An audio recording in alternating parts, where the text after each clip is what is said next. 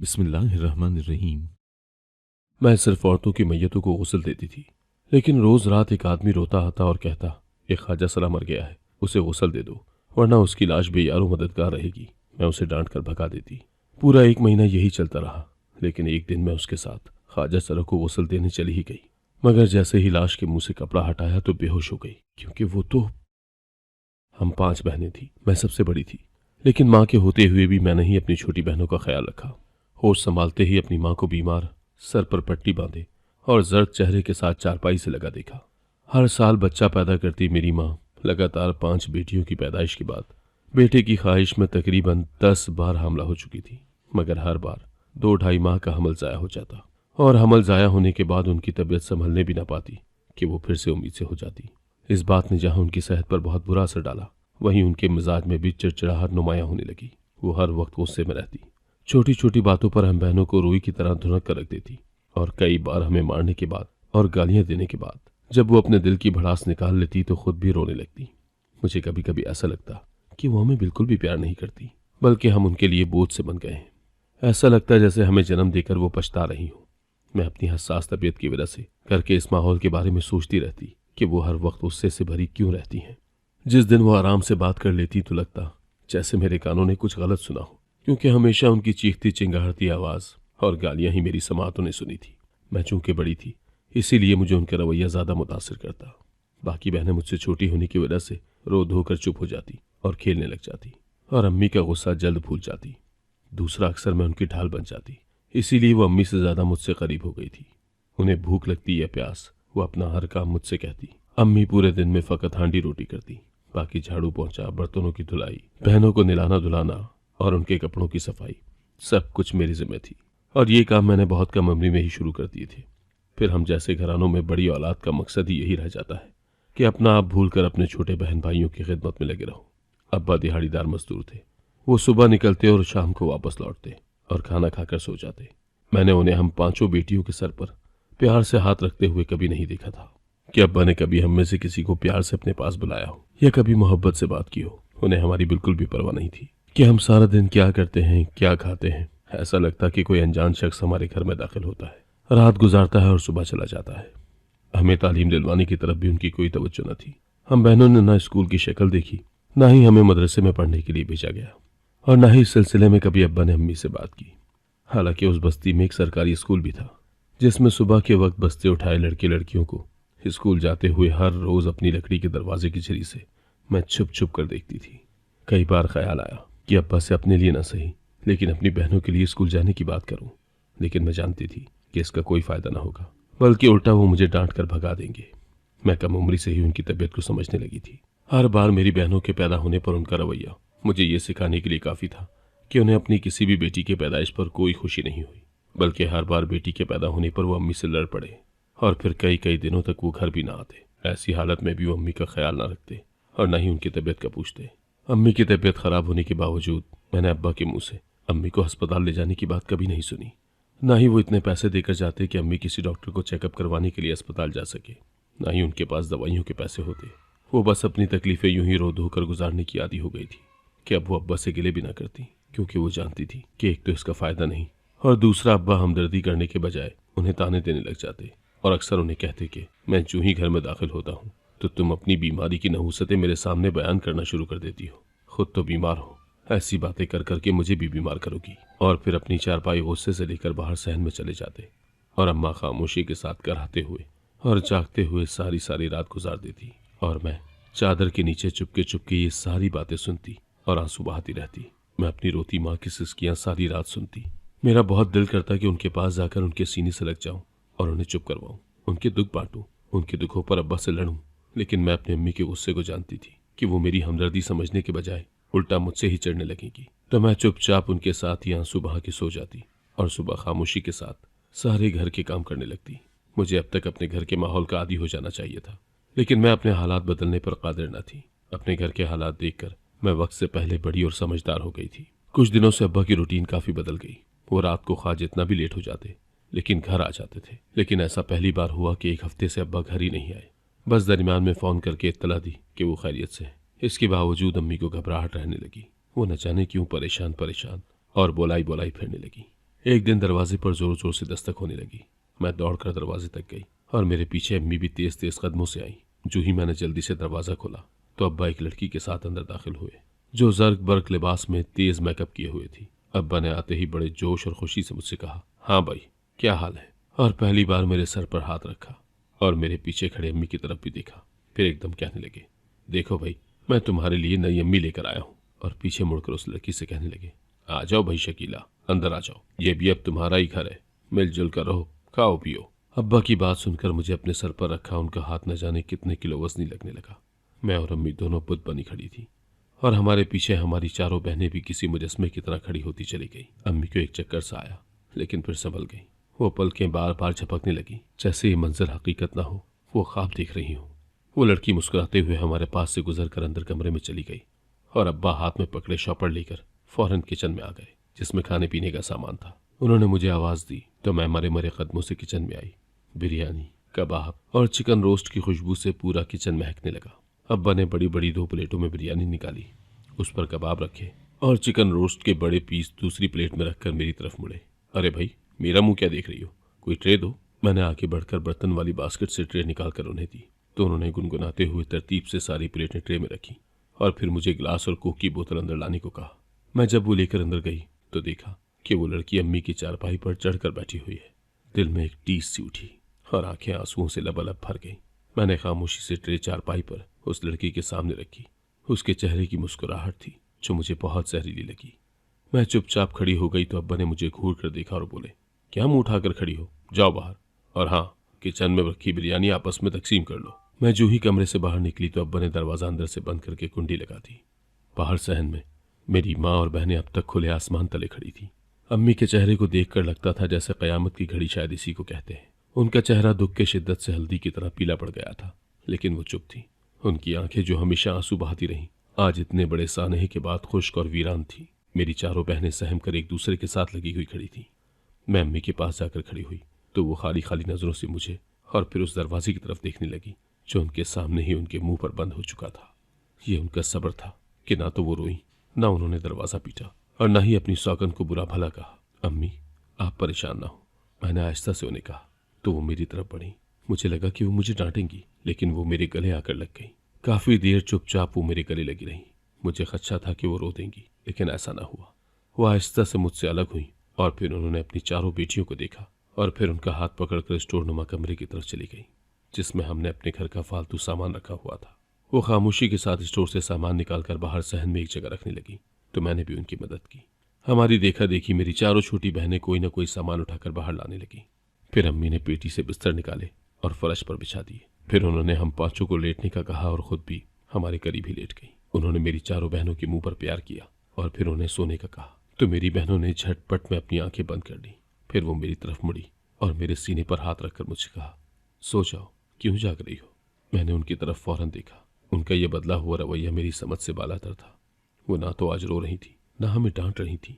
उनके चेहरे पर मुझे कहीं गुस्सा भी नजर ना आया। मैंने उनकी तरफ साइड मोड़ी और उनके चेहरे पर अपना हाथ रखा। अम्मी, मैंने उन्हें पुकारा। मेरे लब कांपे और आंखें आंसुओं से भर गई और फिर मैं आहिस्ता आवाज में रोने लगी तो उन्होंने मुझे आगे बढ़कर अपने सीने में छुपा लिया। मेरे बालों में हाथ फेरते हुए कहने लगी, तू मेरी धी नहीं है, मेरा पुत्र है और पुत्र कभी रोते नहीं है। बहादुर बन, अल्लाह खैर करेगा। यूं रोकर मेरा हौसला न तोड़। उनकी बात पर मैं अचानक चुप हो गई तो वो मेरी पीठ आहिस्ता आहिस्ता थपथपाने लगी। जिंदगी में पहली बार सुकून महसूस हुआ और सच्ची बात है कि पहली बार पता चला कि माँ ऐसी होती है। सुबह मामूल से हटकर थी। किचन में बर्तनों की खड़खड़ाहट से मेरी आंख खुल गई। मैंने देखा तो अम्मी जाग रही थी। मैंने बाहर आकर मुंह धोया। किचन में से मुसलसल हल्के हल्के कहकहों और चूड़ियों की खनकने की आवाज़ आ रही थी। मैं झिझकते हुए किचन के दरवाजे पर जाकर खड़ी हुई तो अब्बा अपनी नई नवेली बीवी के साथ बाजार से लाए हलवा पूरी का नाश्ता कर रहे थे। मैं फौरन पलटकर अपने कमरे में आ गई। फिर जल्दी जल्दी अपनी बहनों को उठाया और उनसे कहा कि वो भी मुँह हाथ धो लें। इतने में अब्बा अपनी नई नवेली दुल्हन के साथ बाहर निकल गए तो मैं जल्दी जल्दी किचन में गई। रात की बिरयानी, कबाब और हलवा पूरी बची हुई थी। मैंने जल्दी जल्दी उन्हें गर्म किया, चाय बनाई और ट्रे में सारी चीज़ें रखकर मैं स्टोर नुमा कमरे की तरफ बढ़ी जहाँ मेरी बहनें और माँ रात से भूखी बैठी हुई थी। मैंने जो ही ट्रे उनके सामने रखी तो मेरी बहनों की आंखों में एक चमक सी उभरी। उन्होंने जिंदगी में पहली बार बिरयानी और कबाब देखा था। वो खाने पर टूट पड़ी, लेकिन माँ अलग थलग सर झुकाए बैठी रही। न ही उसने खाने की तरफ देखा और न ही उनमें से कोई चीज़ उठाकर खाई। मैंने उन्हें ज़बरदस्ती चाय का कप पिलाया और फिर 2-4 निवाले खाकर मैंने बर्तन उठा लिए और किचन में ले जाकर धोने लगी। आज की सुबह इस लिहाज से भी बड़ी अजीब थी कि आज ना तो वो गुस्सा कर रही थी, न ही किसी को डांट रही थी। हालांकि मेरी चारों बहनें उनके पास बैठकर खेलते हुए शोर भी कर रही थी, लेकिन आज वो इस शोर पर कतन तंगी का इजहार नहीं कर रही थी। मैं कई बार काम के दौरान उन्हें बार बार देखने जाती। जाने क्यों मेरे दिल में होल हो रहा था कि कहीं उन्हें कुछ हो ना जाए। किचन का काम खत्म करने के बाद मैं अब्बा के कमरे में गई तो कमरे में बिस्तर वैसे ही पड़े हुए थे। मैंने चारपाइयों की चादरें दुरुस्त की और कमरे से झाड़ू लगाई। जब सहन में छाँव आ गई तो मैंने अम्मी के लिए चारपाई बाहर निकाली और उन्हें बाहर लेकर आ गई और फिर कई छोटे छोटे काम निपटाए। शाम होने लगी। मेरी बहनें खेल खेल कर थक गईं तो वो स्टोरनुमा कमरे की तरफ बढ़ी जहाँ पर अम्मी पहले से मौजूद थी। वो अम्मी को तंग करने लगी कि हमें वापस अपने कमरे में जाना है, हम यहाँ आज की रात इस कमरे में नहीं सोएंगे। अम्मी अभी कुछ कहने वाली थी कि दरवाजे पर जोर जोर से दस्तक हुई तो हम सब एक दूसरे को चौंक कर देखने लगे। मैंने जाकर दरवाज़ा खोला तो अब्बा अपनी नई नवीली दुल्हन के साथ अंदर आए और अंदर आते ही मुझे डांटने लगे कि इतनी देर से दरवाज़ा क्यों खोला है। मैं खामोशी से एक साइड पर हो गई तो वो नई अम्मी को लेकर अंदर कमरे की तरफ बढ़े और दरवाज़ा बंद कर दिया। मैं स्टोरनुमा कमरे की तरफ बढ़ी जहाँ पर अम्मी आंखें बंद करके कमर मोड़े लेट चुकी थी। मेरी बहनें मेरी तरफ खामोशी से देखने लगी। अब वो उस कमरे से जाने की जिद नहीं कर रही थी। मैं फौरन कमरे से बाहर निकली और किचन में गई। जल्दी जल्दी चपाती बनाने लगी। फिर प्याज टमाटर का सालन बनाकर मैं फौरन कमरे में आ गई। अपनी बहनों के सामने खाना रखा तो वो चुपचाप खाने लगी। फिर मैं रोटी सालन लेकर अम्मी की तरफ आई, उन्हें ज़बरदस्ती उठाकर बैठाया और खुद रोटी के निवाले बना बनाकर उनके मुंह में डालने लगी। वो इनकार करती रही लेकिन मैंने उनकी एक न सुनी। जाने क्यों उनकी जरा सी अपनायत और मोहब्बत ने मेरे दिल में उनका डर कम कर दिया था। खाना खाने के बाद मैंने उनके माथे पर बोसा दिया तो उनकी आंखों से 2 आंसू निकले और गालों पर फैलते चले गए। मैंने उनके आंसू साफ किए तो वो मुस्कुराने लगी। मैंने पहली बार अपनी माँ को मुस्कुराते हुए देखा। उनकी मुस्कुराहट बहुत खूबसूरत थी। अगर वो आसूदा और खुशहाल जिंदगी देखती तो उनके चेहरे का हुस्न और मुस्कुराहट मानना पड़ती। अब्बा सवेरे ही अपने काम पर चले गए और नई अम्मी अभी तक कमरे से बाहर नहीं निकली। सूरज सवा निज़े पर आ चुका था। मैंने किचन में फटाफट नाश्ता बनाया तो नई अम्मी भी दरवाजे पर आकर खड़ी हो गई। ए लड़की, क्या बना रही हो? वो अजब अक्खड़ मिजाज लहजे में बोली। मैंने खामोश नजरों से इस तरफ देखा। क्या गूंगी हो? वो अपना सर खुजाते हुए बोली। जाओ बाजार से मेरे लिए हलवा पूरी ले आओ। मुझसे तो ये फीके नाश्ते हलक से उतारे नहीं जाएंगे। मैंने चादर ओढ़ी और माँ को बताकर बाजार की तरफ चल पड़ी कि आधे रास्ते में मुझे अब्बा घर की तरफ आते नजर आ गए। मैं घबरा गई क्योंकि मैं कभी इस तरह के लिए बाजार के लिए नहीं निकली थी। अब्बा मुझे देख चुके थे और उनकी आंखों में दूर से ही मैंने गुस्सा और नफरत देख ली थी। वो मेरे पास आकर रुके और इंतहाई सख्त लहजे में बोले, कहाँ जा रही हो? नई अम्मी ने हलवा पूरी लाने को कहा है, वो लाने के लिए बाजार जा रही हूँ। घर चलो और आइंदा खबरदार मैं तुम्हें बाजार में जाता देखूं। अगर मैंने देख लिया तो तुम्हारी टांगे तोड़ दूंगा। वो दांत पीसते हुए बोले और आगे बढ़ गए। मैं भी उनके पीछे पीछे चलने लगी। मेरे दिल की धड़कन तेज थी। मैं डर रही थी कि कहीं अब्बा मुझे घर ले जाकर मारे ना या फिर मेरी अम्मी पर हाथ ना उठा दे। अब्बा ने घर के दरवाजे को पैरों की ठोकर से खोला और दहाड़ते हुए घर में दाखिल हुए। उन्होंने चीख कर अपनी नई नवीली बीवी शकीला को आवाज़ दी तो वो कमरे से बाहर आई। अब्बा ने चीख कर कहा, तुमने सादिया को बाजार क्यों भेजा? तो वो हाथ नचाकर बोली, तो क्या हुआ, इसे भेज दिया तो मैं खुद चली जाती, लेकिन मेरी तबीयत ठीक नहीं थी। क्या हुआ है तुम्हें? अब्बा के लहजे में अचानक फिक्रमंदी सी उमड़ आई तो मैंने घूम कर अब्बा की तरफ देखा। जाने क्यों मेरे अंदर एक दुख बढ़ता सा चला गया। ऐसी फिक्रमंदी मेरी माँ के नसीब में कभी भी ना आ सकी। उन्होंने उसे हलवा पूरी का शॉपर दिया और मुझे चाय बनाने का कहकर बाहर चले गए।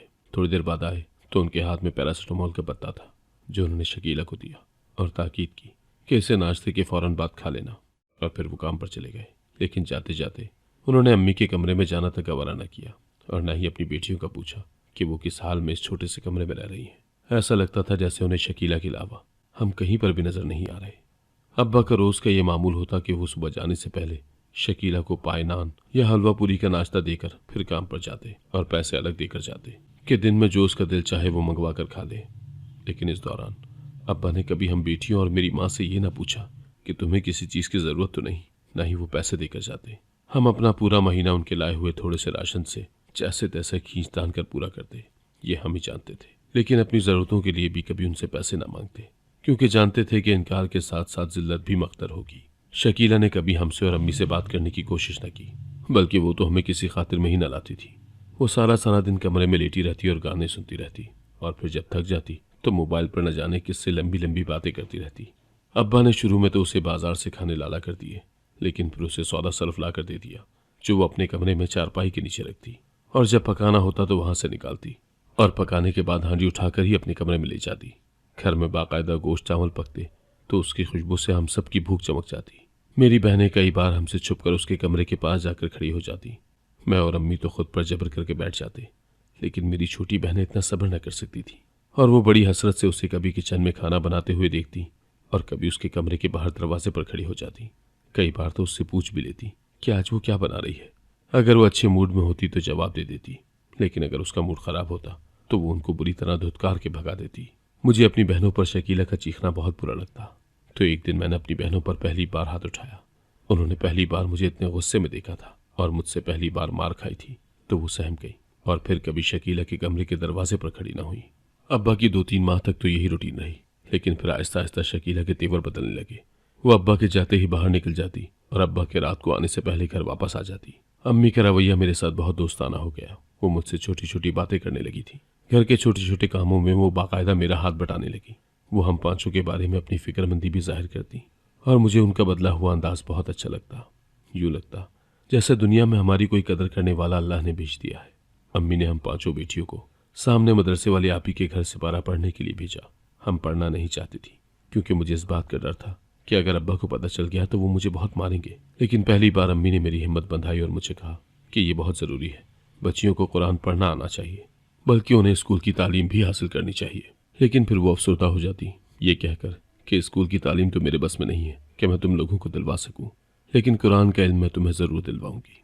उन्होंने अपनी बात पर अमल करते हुए हम पांचों का दाखिला मदरसे वाली बाजी के घर करवा दिया। उन्हें हमारे हालात का पता था, इसलिए उन्होंने हमसे कोई फीस नहीं ली। शकीला की वही रूटीन थी। एक दिन अब्बा अचानक दिन को आए तो वो घर पर मौजूद न थी। अब्बा गुस्से से बाहर निकल गए।